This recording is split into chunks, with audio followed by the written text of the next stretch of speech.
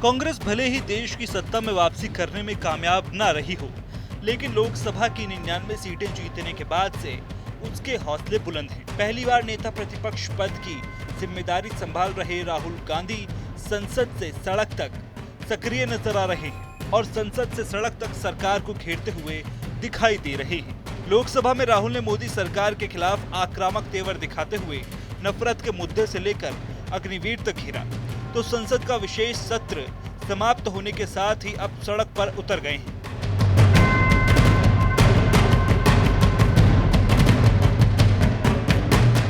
Raebareli seat से चुनाव जीतने के बाद राहुल गांधी मंगलवार को दूसरी बार अपने संसदीय क्षेत्र पहुंचे।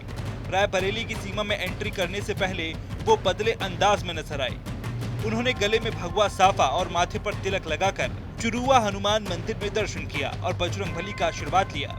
इसके बाद राहुल गांधी ने रायबरेली में कीर्ति चक्र से सम्मानित कैप्टन अंशुमान सिंह के परिजनों से मुलाकात की। इस दौरान उन्होंने करीब 40 मिनट तक शहीद के परिवार से बात की। राहुल गांधी से मुलाकात के दौरान शहीद कैप्टन अंशुमान के परिजनों ने अग्निवीर योजना को बंद किए जाने की मांग उठाई, जिसको लेकर राहुल ने पॉजिटिव रिस्पांस दिया।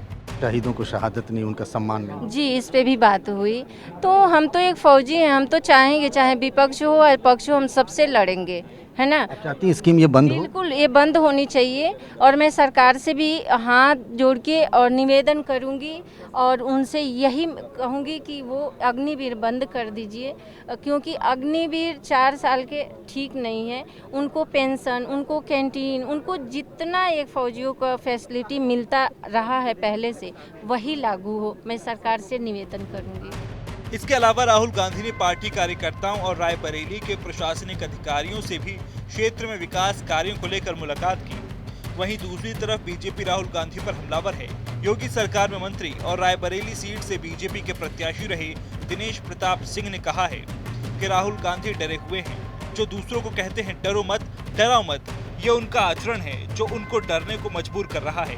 दिनेश प्रताप सिंह ने कहा कि राहुल गांधी ने जिन हिंदुओं को हिंसक कहा है वो अब जवाब दें। मैं उम्मीद करता हूं राहुल गांधी जी अपने मतदाताओं को कम से कम उनके सवालों का जवाब आज आए हैं तो जरूर देंगे। लेकिन मैंने ये भी देखा है कि राहुल गांधी बड़ा डरते डरते हुए रायबरेली आए हैं। पहले कार्यक्रम था कि रायबरेली में कई जगह जाएंगे आएंगे, लेकिन पता चला अब सारे कार्यक्रम सीमित करके उन्होंने सिर्फ भुए मऊ अपना जो घर है उसी घर के भीतर लोगों से भी मिलेंगे, उसी घर के भीतर अधिकारियों से भी मिलेंगे, उसी घर के भीतर से सेवा करेंगे, ऐसा मैंने सुना है। तो ये भाव मुझे ऐसा प्रतीत होता है कि राहुल गांधी जी डरे हुए हैं कि राहुल गांधी जी ने जिन हिंदुओं को हिंसक कहा है, आज जो सवाल पूछ रहे हैं उसका जवाब राहुल गांधी जी रायबरेली में हो आपको देना चाहिए। देखिए, अच्छी बात है कि राजकुमार जी राजमहल से निकल के जनता के बीच जा रहे हैं।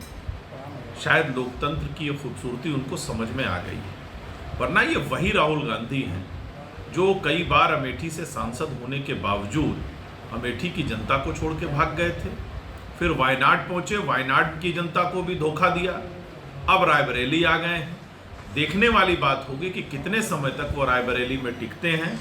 ये जो दिखावा वो कर रहे हैं वो कितने दिनों तक दिखाते रहेंगे, ये रायबरेली की जनता सोच भी रही होगी और आने वाले समय में ये देखना भी दिलचस्प है। 5 दिन में राहुल गांधी का ये दूसरा यूपी दौरा है। 5 जुलाई को राहुल गांधी अलीगढ़ और हाथरस भी आए थे।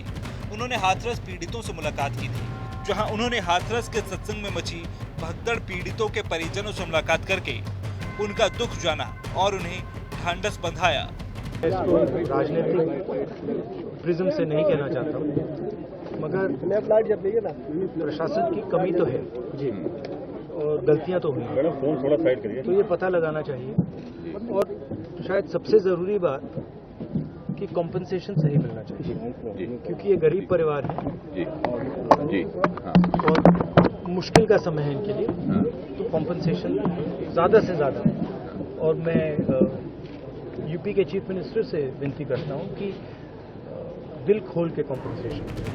यूपी में कांग्रेस लोकसभा का चुनाव समाजवादी पार्टी के साथ गठबंधन में लड़ी थी, जहां समाजवादी पार्टी ने उसे 80 में से 17 सीटें दी, जिनमें से कांग्रेस ने 6 सीटों पर न सिर्फ शानदार जीत दर्ज की बल्कि 2019 के चुनाव में हाथ से निकली अपनी पारंपरिक सीट अमेठी पर भी दोबारा कब्जा जमा लिया।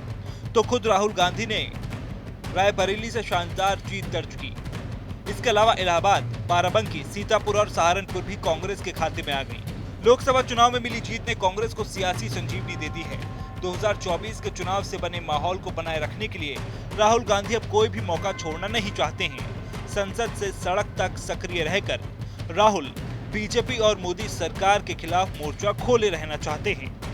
संसद में जिस तरह से मोदी सरकार को आक्रामक तरीके से घेरा और उसके बाद सड़क पर उतरकर फिर से लोगों के साथ मिलने जुलने का सिलसिला शुरू कर दिया। 2024 के लोकसभा चुनाव के बाद से राहुल गांधी के बदले हुए अंदाज की बात हो रही है।